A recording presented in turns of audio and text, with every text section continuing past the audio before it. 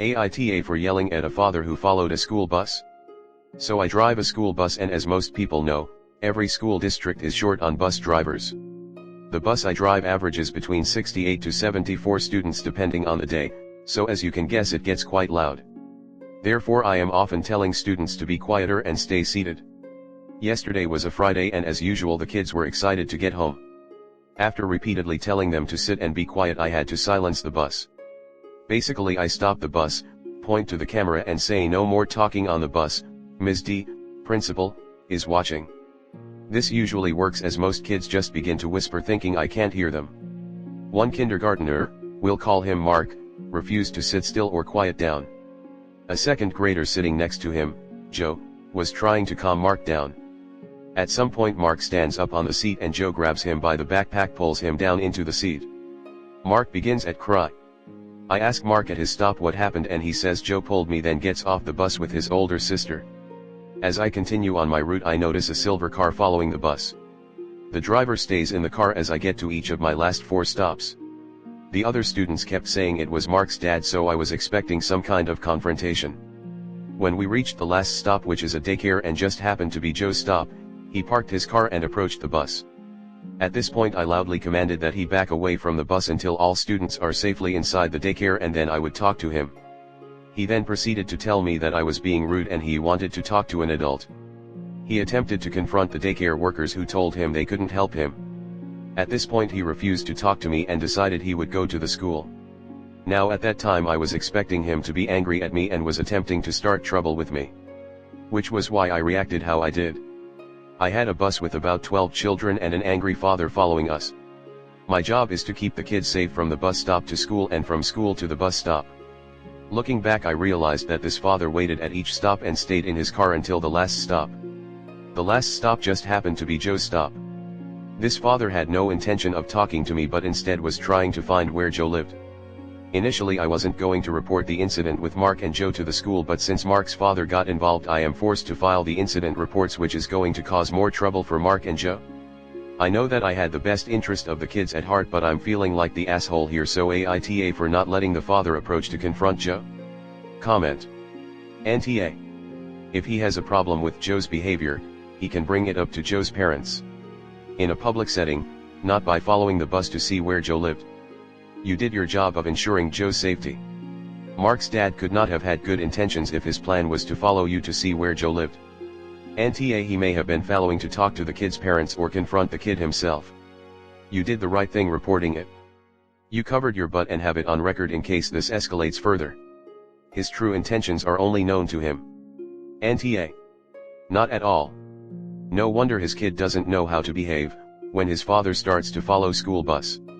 You clearly see where he gets it from. He 100% was going to confront the kid himself. People like that always go for the confronting the kid, they don't have nerves to talk to the parents. God bless you. NTA. Your reaction was completely justified. Following a bus to find out where a child lived. Dude is crazy and is lucky you didn't call the police. As an aside, I firmly believe that 2 people should be hired for bus routes. One to drive and one to supervise the kids.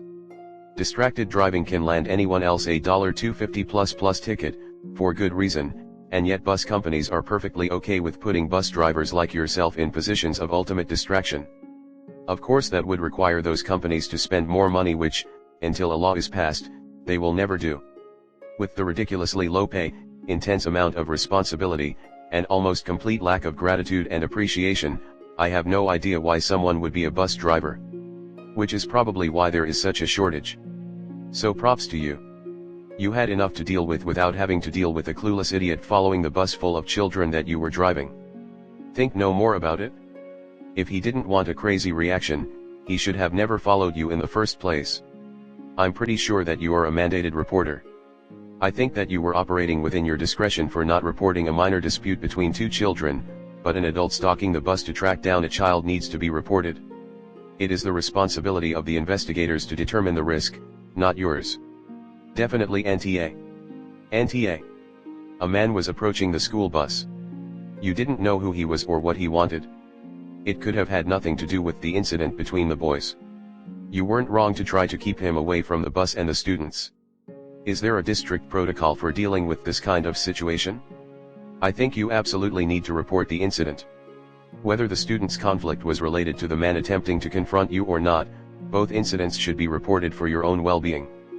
He's behaving like a child predator, so call the police before he hurts that kid. Following a bus to find out where a child lives is not normal behavior.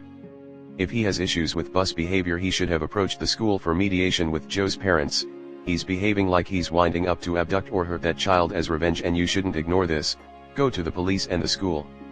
Warn Joe's parents too that this adult man is stalking their child. Also, I'd stop having his son on the bus at all. If dad has time to stalk a school bus full of children to find out where one of them lives, he can drive his child to school himself, unless maybe he's not legally allowed to be near schools, in which case he shouldn't be following the school bus either. Next story 2. AITA for telling my roommate her dude can't spend the night. Okay, so I'm in college and share a room with my friend. She has this dude she's been seeing for a couple months, and he has stayed the night a couple times. By this, I mean he sleeps in her twin bed with her while I'm also sleeping in the room. I'll be honest, this makes me extremely uncomfortable, but since he doesn't live here and they want to spend time together, I've let it happen and just had to deal with the extreme anxiety I get when he stays the night. However, last night I was super sick, I mean the throwing up all day kind, and she didn't ask until the evening if he could spend the night. I told her no, because I was sick and didn't feel comfortable with that.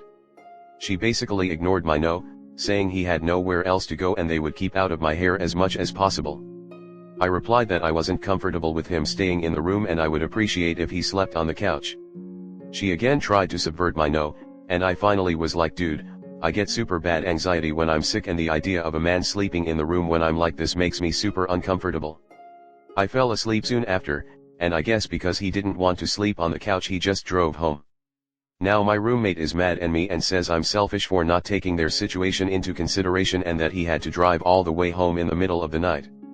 She admits she should have asked me earlier, and then she could have known sooner he couldn't stay the night and could have planned better, but that I should have compromised, made this small sacrifice and just let him stay.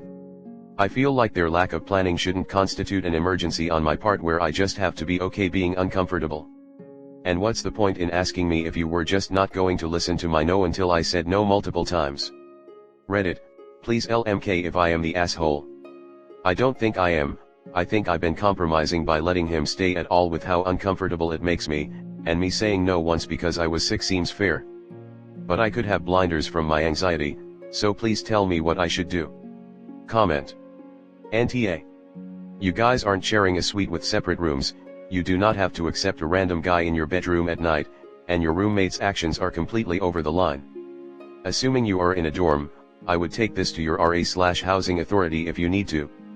First of all, them sleeping together in the same room as you would be disturbing to anyone. That's completely uncalled for and plain old creepy. Secondly, the guy did have someplace else to stay, since he drove home. Your roommate is being incredibly inconsiderate, and then she's turning it around as if you did anything wrong. You did nothing wrong. Time to find a new roommate. NTA. It's definitely annoying to sleep in the same room as a roommate, and I think you're well within your rights to refuse. The fact that you've allowed it in the past qualifies you as a super chill roomie who should get mad props and or free meals from your roommate. Also, there was a couch. Why could he not crash there? It can't have been less comfortable than two adults sharing a twin bed. NTA. It is absolutely entitled and rude to expect to have an overnight guest when you share a bedroom with somebody. It's not even like you have separate rooms and you can each do your own thing. Her boyfriend is literally sleeping in your bedroom. Next story 2. AITA for not wanting to share a room with my sister. I have been staying with my family for a few months now. I graduated from college this year, so I'm trying to find a career-oriented job so I can save up and hopefully move out.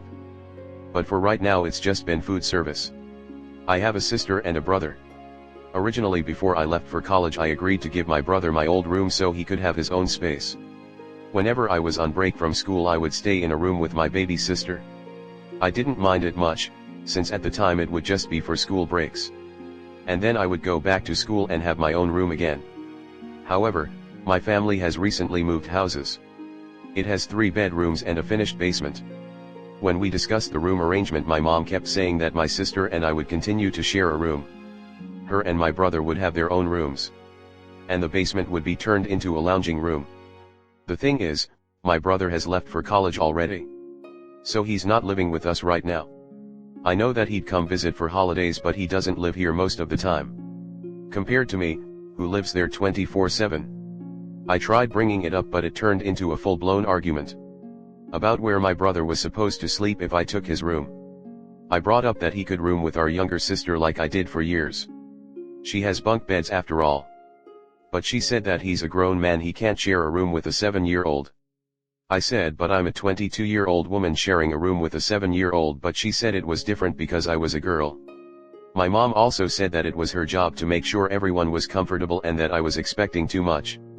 I feel as though she thinks I don't appreciate her letting me stay. I do appreciate her, but I just want my own space in the house. I'd like to decorate and put all my stuff in my own room. I'm also planning on getting a desk where I can work. But I'm expected to give my brother the room when he's there. I think it's unfair because we agreed that I would help pay with bills while I stay there. But she says that I would be paying for the lights and internet, not the house itself, so it doesn't count. I would even be fine staying in the basement, but she wants to turn it into a second living room. I'm stumped and not sure what else to do. I know it's still her house, so she can do what she wants with it. But I don't want to share a room with my sister if I don't have to. What should I do? Any advice? AITA. Comment. Could you live in a shared housing situation elsewhere for the same, or less, money? If so, move out. Also, electricity use fluctuates. If you live with mom, it would be better for you to pay a set amount monthly and also agree to good boundaries.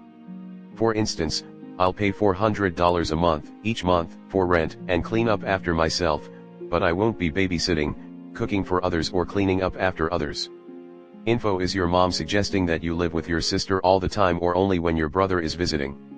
Because it sounds strange to keep one room empty just waiting for your brother, but I agree with your mom that it would be awkward to your sister to share the room with your brother. I brought up that he could room with our younger sister like I did for years. She has bunk beds after all. But she said that he's a grown man, he can't share a room with a 7-year-old. Your mom is right, and it's very different from a girl sharing a room with a sitter than a brother. Your sister is 7 and she will soon be going through puberty and will be more open sharing with a girl. You do not pay rent, you have no say. Don't like sharing a room, move out. I'm torn. I agree with her that an adult brother sharing with a 7-year-old sister is not okay. If you were willing to let him have the room when he returns, I'd say that makes sense. But I also understand that she doesn't have the space to give you and your brother each a separate room. And while I'd appreciate if she said you don't understand the cost of running a house, she might not understand how nuts rent is. At least where I am, many mortgages on houses here are a lot less than renting even a 1-bedroom apartment. If she's thinking I don't want her to be too comfortable staying here, she's 22, time to get her own place, then she's just not in touch with reality.